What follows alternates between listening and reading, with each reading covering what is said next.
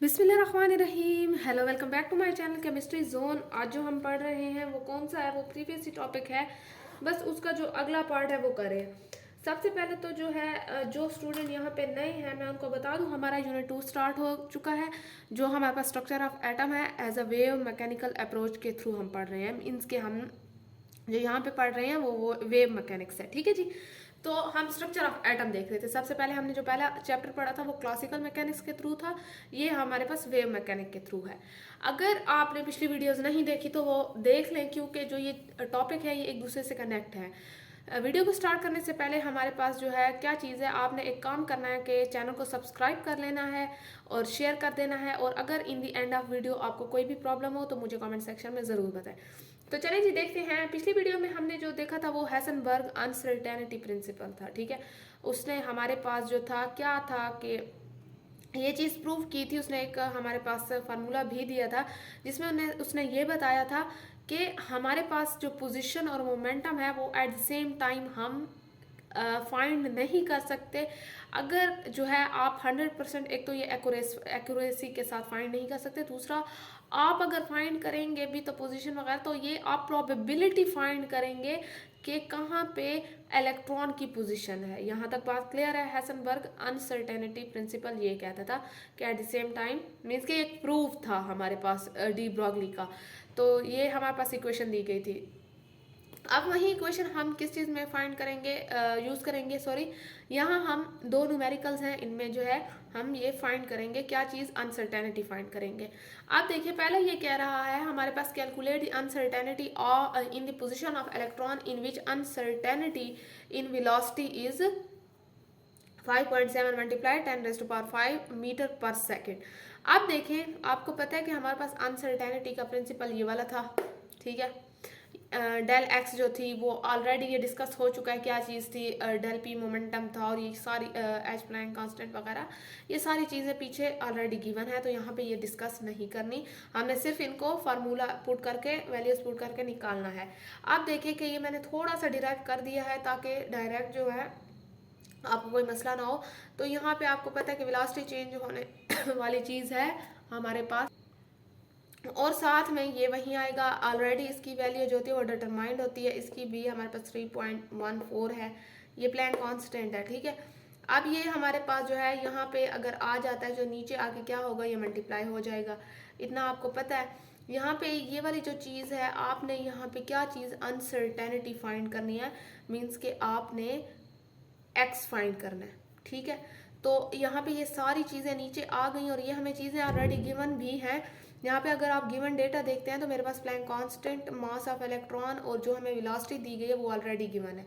ठीक है, ये सारी चीज़ें जो है गिवन डेटा में आ जाती हैं। आप जो है यही चीज़ें यहाँ पे सारी पुट करेंगे कौन से फार्मूले में, ये जो हमने ये बनाया है। अब इसमें मैंने ऊपर प्लैंक कांस्टेंट पुट कर दिया, ये 4 है, ये पाई की वैल्यू है हमारे पास, ये मास ऑफ इलेक्ट्रॉन है एंड दिस इज वेलोसिटी।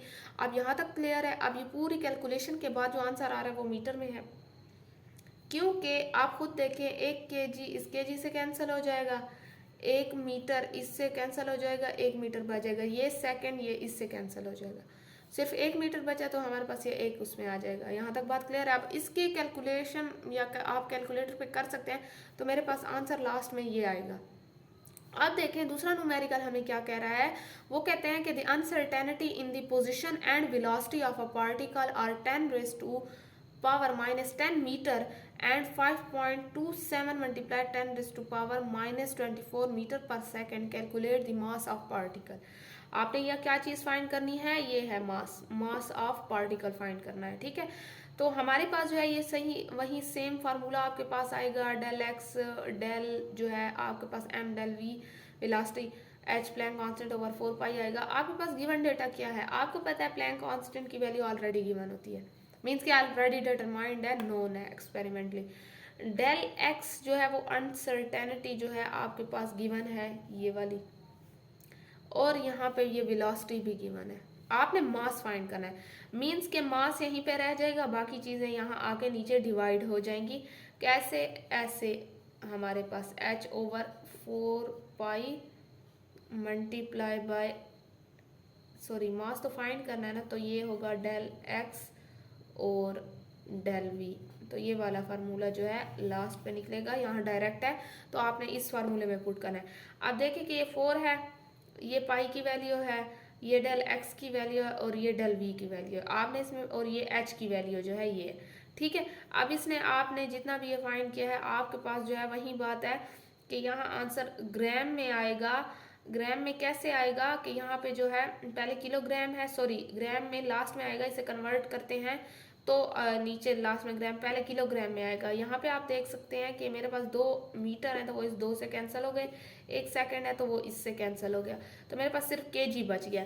ये कैलकुलेशन करने के बाद मेरे पास आंसर जो केजी में आया, जब मैं इसको यहाँ पे लेके आऊँगी मीन्स के इसका वो ख़त्म करूँगी, ये मेरे पास कितने हैं 2 हैं, तो मेरे पास ये कन्वर्ट हो जाएगा किस चीज़ में, केजी से ग्राम में कन्वर्ट हो जाएगा। ये बस 2 हमारे पास क्या चीज़ें थी, ये हमारे पास न्यूमेरिकल थे जिसमें हमने हेसनबर्ग अनसर्टेनिटी प्रिंसिपल के थ्रू अनसर्टेनिटी भी फाइंड की है और हमने मास ऑफ पार्टिकल भी फाइंड किया है। जहाँ पे अनसर्टेनिटी की बात आ जाए, you should use uncertainty principle formula. तो हमारे पास बस यहाँ तक था। आई होप सो आपको यहाँ तक समझ आ गया। अगर स्टिल कोई प्रॉब्लम है तो मुझे बताएं। और इससे जो अगली वीडियो स्क्रोडिंजर वेव इक्वेशन की पढ़ेंगे वो थोड़ी सी जो है इंपॉर्टेंट भी है, थोड़ी सी लेंथी भी है। तो अगली वीडियो में मिलते हैं, उस वीडियो का इंतजार करें। तब तक चैनल को सब्सक्राइब करें, शेयर करें, कमेंट करें और खुश रहें। अल्लाह हाफिज़।